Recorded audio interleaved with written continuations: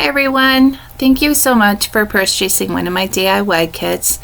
I don't have a video for every kit, but this is a good overview of general painting tips that I have. So I'm showing you right now the items that you have in your kit. You have a wide brush and a skinny brush and some Q-tips. I'm just using this piece of wood right here because it has like the score marks on it. This is just a scrap piece of wood I have. So the makeup sponge with the flat, that's a perfect painting tool, and I'm going to show you how you can paint the piece of wood and not get paint inside all those score marks that you might find on your ornaments. Some of the score marks that you have are just there in order to show you where to glue the top pieces. Some are actual etched words that we obviously don't want to cover up. So you have your paint pods included. I have the cotton swabs included for touch-ups, but also to help you scoop the paint out. You can dip your sponge directly into the pot. I find it easier to use the plate that is also included in your kit. So we're just gonna scoop a little of the paint out. There we go. We're gonna scoop a little paint out. Just put it on your plate. It looks like you don't have very much paint, but trust me, once we get going, you'll see that a little bit of paint goes a very long way. So you're going to take your sponge and just dab it in the paint. And it's a little hard to see with the white here, but you're basically wanting to get your sponge kind of like a consistently like an ink pad wet. You don't want it to be goopy, but you do want it to be significantly wet. And when we dab, we're not dabbing very hard because we don't want the paint to press into the grooves. So if you just lightly dab, then it will just kind of paint the top without painting inside the grooves. If you somehow get paint in the grooves, just take a sharp tool, like even the tip of a steak knife, and you can just kind of scrape the paint out. I have tweezers that I use to scrape the paint out if I ever get any in there. So you're just going to do a lot of dabs. If you get a little too much paint on your sponge, just kind of tap it off a little bit on your plate. And with light colors, particularly white, you're going to need to do, see I'm showing how you can kind of scrape out just in case you go a little too heavy with your hand. So with white, I typically will do 3 layers of white, but 2 layers is definitely more than adequate. So you just do this I do this for all of my painting, honestly, because it's fast, it's easy. Once it dries, you get a nice smooth finish. And you can kind of, it goes pretty fast, as you can see on here. So that's the base painting. On your baggies there, you're going to have some tape. The reason why is because some of the pieces in your paint kit are small and they're a little tricky to paint, especially just laying flat on your paper towel. If you have any kind of special paint mat at home, perfect, but as you can see, paper towels work perfect.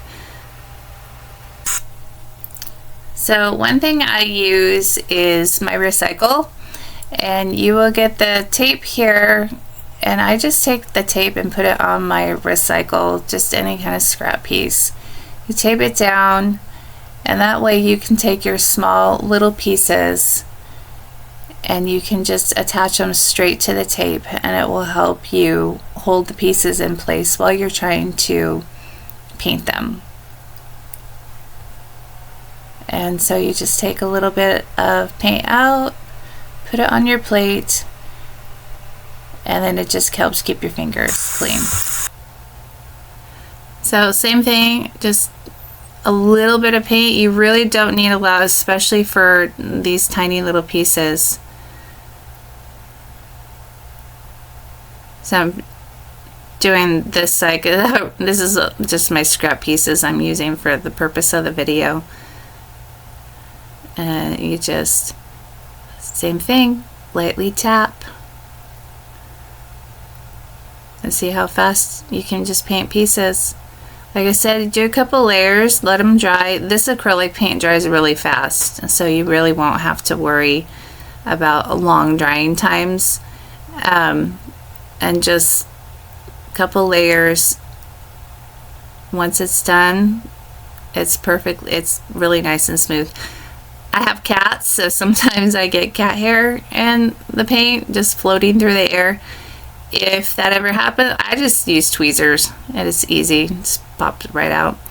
So if you don't like painting with the brushes or with the sponges, I've included a wide brush and a fine brush, so you can use it for doing the fine work if the brush is more comfortable for you. Like I said, I prefer using the sponges. I just think it's a lot faster. Just go real slow. They're nice stiff brushes, so you don't want to really like push super hard. Just real light, and you can just paint nice with that too. So I'm going to show you some highlights that I do once I get things painted. You might notice from some of the products that I have on my website, I like to add little highlights, little embellishments, and it just kind of helps bring your project to life a little bit. So again, just a little bit of paint. Use a really fine brush, and the white in particular is kind of loose. I'm just going to put some highlights along the top and along the side. And it doesn't have to be perfect. I always say it's great to be perfectly imperfect. So I'm just rolling the brush through. You can see I'm kind of like twisting it through the paint. So just kind of a little bit of a roll. If your paint happens to get really thick, just take a drop of water. I mean, you want to go really drop at a time, because if you add too much water, you're going to end up with watercolors. But the paints I use are typically pretty good. I use Noosa yogurt containers because they make really great paint pots and glue pots and water pots. I have lots of Noosa containers all over my house. But so yeah, just roll, just kind of drag it a little bit, and then just with a really light hand, you just kind of swoop. A little swoop. Like I said, it doesn't have to be perfect, just perfectly imperfect. You just kind of want to lightly dash it along your project. You know, add a little bit more paint. And then I'm just going to do the other side of this scarf. And just, it's not a solid line, it's just kind of a dashed line. Just drag it down. Then you got a cute little highlight on your piece. And you can do that with, if you want to add a darker color, you can also use like the color you currently have and just add like a touch of black, just like maybe a half, like a pinpoint, and it will darken it, and you can do some low lights. So I'm showing you right here some different styles of embellishments I use. I'll do like drag a tiny little line and then do some dots. I love dots. So just take a plate, take a piece of scrap, recycle, and you can kind of practice with your hands, swooshes and just dragging the lines. It's kind of fun actually. I like doing the embellishments.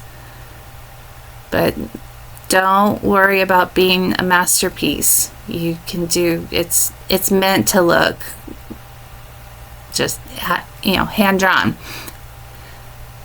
So it's meant to look imperfect. That's, well, at least that's my style.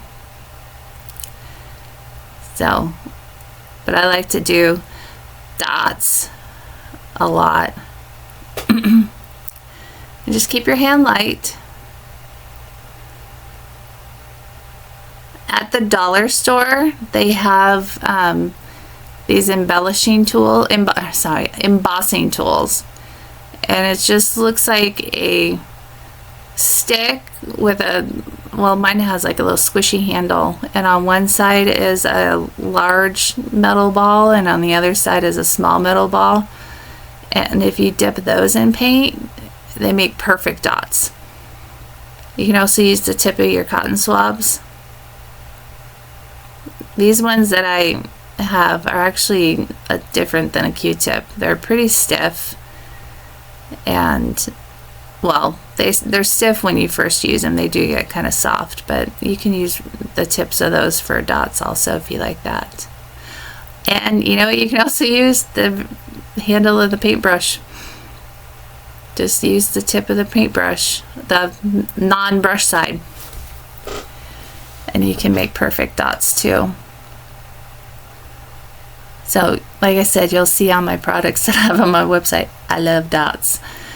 I keep baby wipes on hand. They are used for so many things, mainly cleaning my fingers, but they are very handy, especially if you make a mistake. They help you clean things up real quick.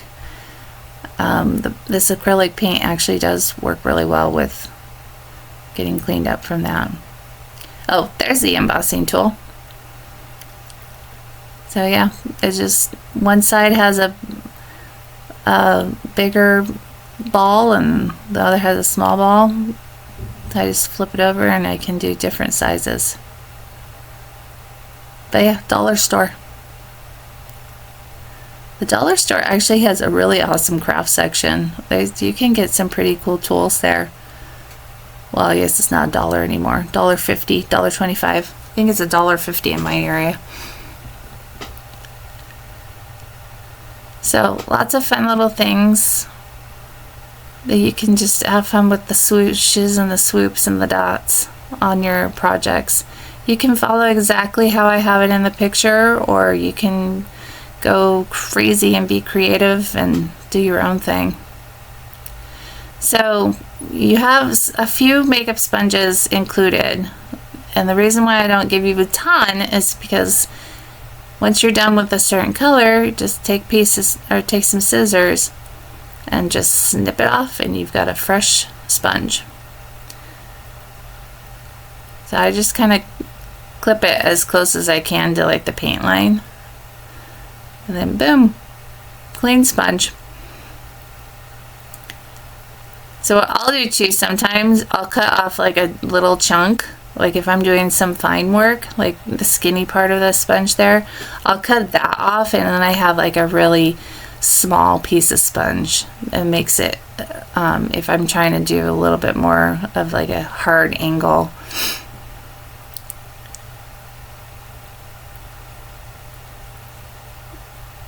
So look at that. Oh, I'm going to add a little bit more. It's been a minute since I've made this video. I can't remember my thought process from it.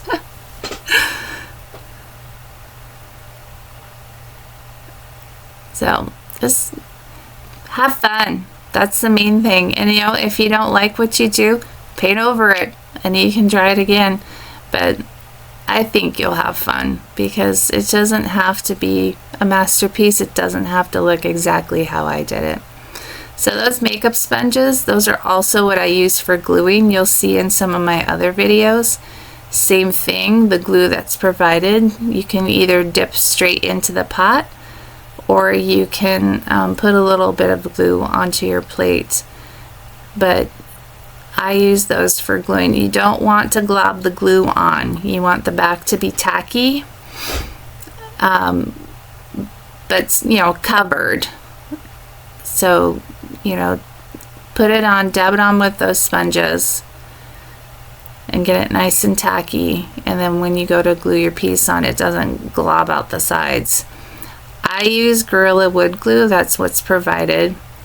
You can use pretty much any glue. If you're wanting this to be like professional, I would definitely use something that's like a wood glue. Not all wood glues will dry clear, so just be forewarned on that. That's why you don't want to glob the glue on and have it squish out the sides, because your glue will dry yellow. So that's what I use. I use it on everything. I think it works really well. So just take a little bit of glue.